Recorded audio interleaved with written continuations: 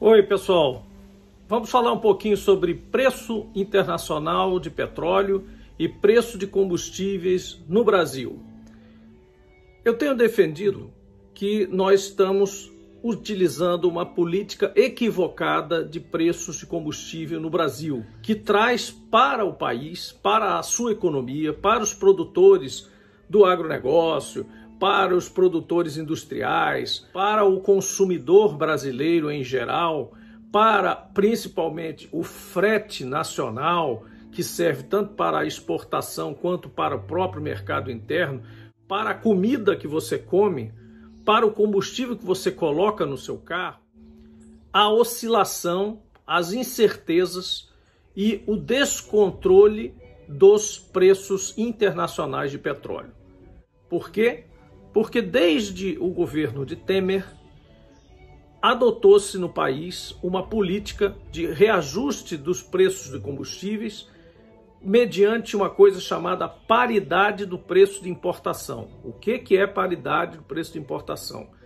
É você pegar o preço da gasolina do Brasil e determinar ele, ou deixar que ele seja determinado pela soma do preço da gasolina em Roterdã, em mercados internacionais, mais o frete até um terminal brasileiro, mais os custos de importação vinculados a esses terminais e a essa operação de importação, e aí sim o preço então comparado ao preço da refinaria brasileira. Então a refinaria brasileira da Petrobras coloca o preço dela na porta da refinaria igual ao preço lá de fora que o consumidor internacional paga, mais o frete que ele leva até chegar aqui, mais os custos, taxas, emolumentos, etc., relacionados com essa importação. Então nós estamos pagando hoje mais do que o preço que o pessoal paga lá na Europa, no mercado americano, porque a nossa paridade não é com o preço de mercado internacional, é com a paridade de importação. Ou seja, é o produto importado colocado no Brasil, com todos os custos que essa operação tem. Qual é o grave disso? Duas coisas. Primeiro, porque nós estamos nos equiparando, como produtores nacionais, refinarias que têm custos, na maior parte das vezes, em reais, pagam salários em reais, pagam obras, manutenção, reinvestimentos, etc., na maior parte em reais, contra um mercado internacional que oscila de acordo com toda a globalidade, com esse tipo de conflito como está acontecendo agora no Irã, como um furacão no Caribe, uma explosão de um oleoduto na Nigéria ou de um campo de petróleo lá no Kuwait. Então, coisas que nós não controlamos. Aí diz, bom, mas tudo bem, porque é o mercado internacional, por que ele não se aplicaria ao Brasil? Veja, nós nunca estamos preconizando aqui que nós façamos daqui um mercado isolado do mundo. Nada disso. Apenas não queremos também, por outro lado, que nós incorporemos 100% e em tempo real todas as intempéries, acoplando isso à nossa política de combustíveis internos, que são coisas, parâmetros que nós não temos controle. Com uma coisa mais grave ainda, nós corremos atrás várias décadas de ser um país autossuficiente em petróleo. E por que os nossos avós, pais e muitos de nós da minha geração ouviram isso toda a vida? O argumento era sempre: nós precisamos da autossuficiência em petróleo porque nós devemos tirar o país da dependência da importação de petróleo e, portanto, da oscilação, da incerteza da oscilação dos preços internacionais do petróleo, porque nós não controlamos as guerras, os furacões, os atos terroristas e a política internacional, a geopolítica internacional, nós não podemos influenciar. Então, nós sempre corremos atrás da autossuficiência em petróleo para justamente ter algum tipo de amortecimento nesses efeitos. Aí vem uma política de Temer diametralmente oposta a uma outra política equivocada, que também nos próprios governos do PT, em algumas ocasiões, foi usada, mas usada em excesso, que era o quê? Segurar preços internos a mais do que o necessário diante das oscilações internacionais, por questões ou políticas ou por retenção de inflação, por medo de que a inflação disparasse, ou até às vezes pelas duas coisas. Então vem um governo após o impeachment, que vem com aquela necessidade de provar que é diferente do outro, que é diametralmente o oposto, que tem que agradar o mercado, e diz assim, olha, a política de segurar os preços por patamares, né, para esperar as intempéries internacionais se ajustarem a uma linha mais suave, ela estava penalizando a Petrobras. Os acionistas da Petrobras estavam chateados, porque em alguns momentos eles estavam recebendo menos pelos preços, pelos combustíveis no mercado interno, do que lá no mercado de fora, né? É claro que havia também o período da compensação em que a Petrobras cobrava um pouco a mais internamente em relação ao preço do importado, porque ela justamente fazia a compensação pelos períodos em que ela segurava o preço mais baixo. Mas isso não era explicado devidamente. E, de fato, o governo também fez alguns, como eu disse, cometeu alguns exageros, esticando alguns períodos de reajuste necessário. Veio, então, uma tese oposta, completamente oposta, que dizia o seguinte: o mercado internacional tem que estar refletido paritariamente no mercado brasileiro.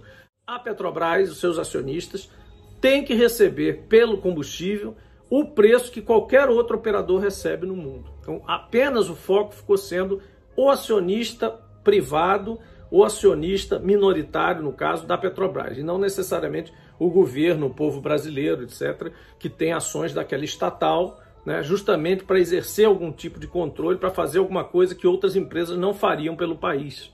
Se você tem uma estatal de petróleo e você é autossuficiente em petróleo, é necessário que você trabalhe com esta estatal para que a sua população, a sua economia, os seus setores produtivos ganhem competitividade em função de você ser produtor de petróleo.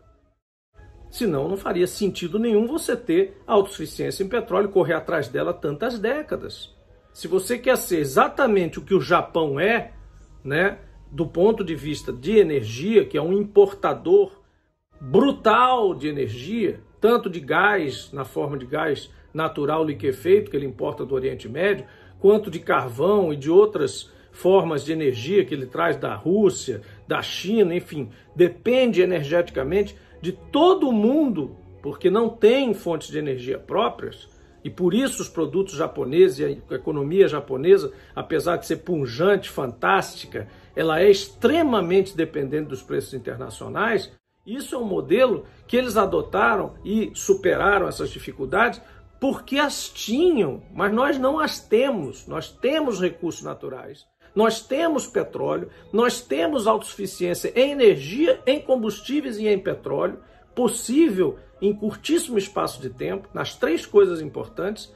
No entanto, na política de preços, nós estamos jogando isso fora. Nós estamos transformando o país num Japão energético, ou seja, como se a gente importasse todo o nosso combustível, todo o nosso petróleo e toda a nossa energia de fora em dólar e sujeita a todas essas intempéries, eventos, cataclismas, rupturas políticas, climáticas, etc, etc. Qual é a solução? Onde é que a gente vê que há um meio termo entre uma coisa e a outra?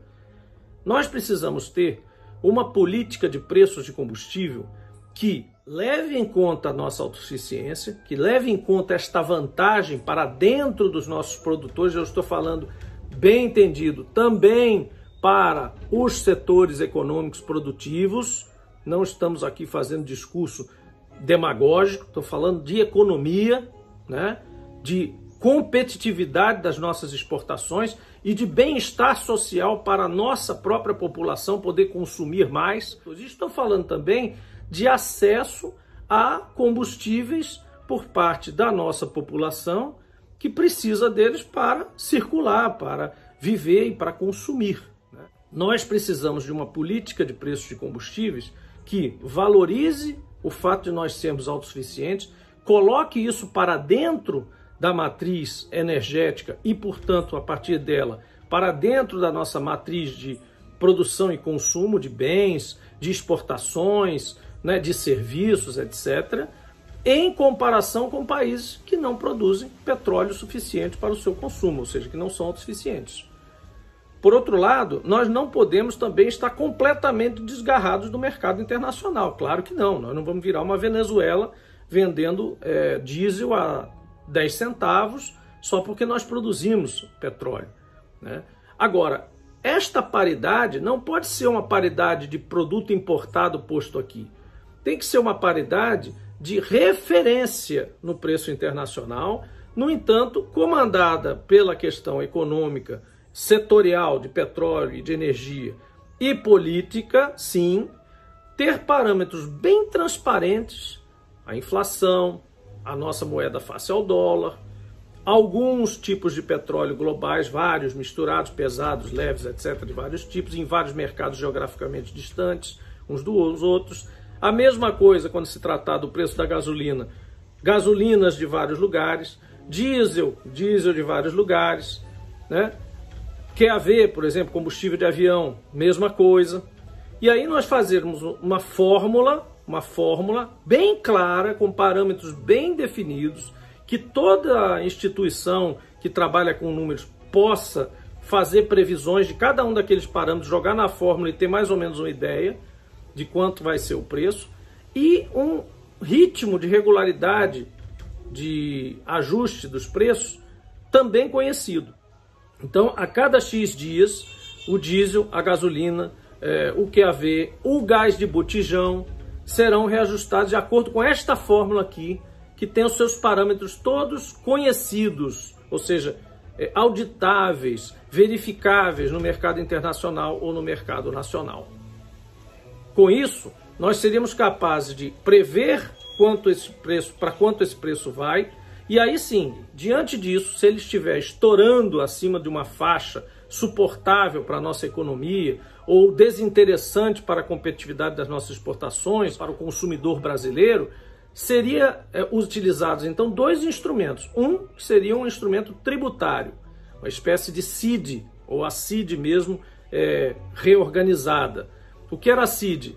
Ela sobe ou desce de acordo com o preço internacional do petróleo, com essas variações, e ela sobe ou desce para compensar o preço do petróleo. Então, quando o preço do petróleo está lá muito caro, lá fora, e que ele vai ficar muito caro aqui, a gente diminui a CID.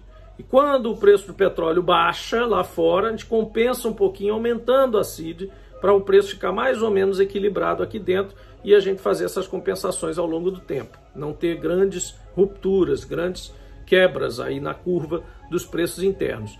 Caso a própria CID não fosse suficiente, chegasse num mínimo que ela não pudesse, né, ser mais abaixada, abaixo de zero, né, e o preço do petróleo disparasse lá em cima, ainda assim a própria Petrobras, como estatal, entraria com algum papel, seguraria os preços por um tempo, já que ela tem seus custos majoritariamente em reais, etc, etc, e depois, num período distendido, ela poderia se compensar dessas diferenças que ela eventualmente teria deixado de ganhar naquele período específico.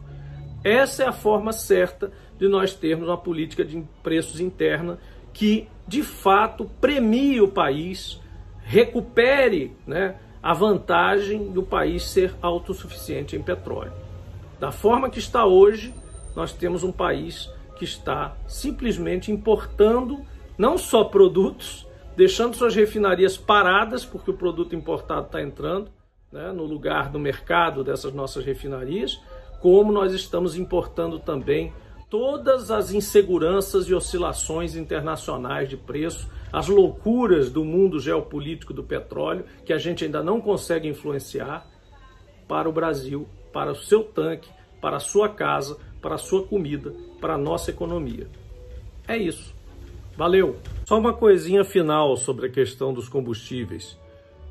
A ideia de Bolsonaro de tentar colocar o ônus, a compensação nos preços dos combustíveis, jogar isso para o ICMS nos estados, é torpe, terrível, terrível. Ela é de uma má-fé absoluta e completa, porque ela está dizendo o seguinte, que o preço de combustível que eu quero que fique alinhado com os preços internacionais em tempo real e em dólar, para você, consumidor brasileiro num país autossuficiente em petróleo, tem que agora sofrer compensações para baixo na receita dos estados. Na receita dos estados. Eu não preciso diminuir nada nos meus impostos. Não quero que a Petrobras, que é uma empresa estatal, que deveria agir no interesse do Brasil e que lutou para estar autossuficiente até hoje, ela não vai sofrer nada. Os acionistas dela, o pessoal que opera na bolsa, a turma de fora, a turma daqui, que está lá especulando com a ação da Petrobras, esse não pode mexer nele, não pode mexer no interesse desse acionista, mas pode mexer na escola, na educação básica e na educação secundária que o Estado e o município pagam para você, que bancam para você, que já é deficiente, terrivelmente deficiente. Então, isso pode tirar imposto de um combustível fóssil, deixar de ter escola, deixar de ter hospital, e enquanto isso, acionista da Petrobras, inclusive o governo federal e os que jogam aí com essas ações, ficam a salvo dessas oscilações internacionais.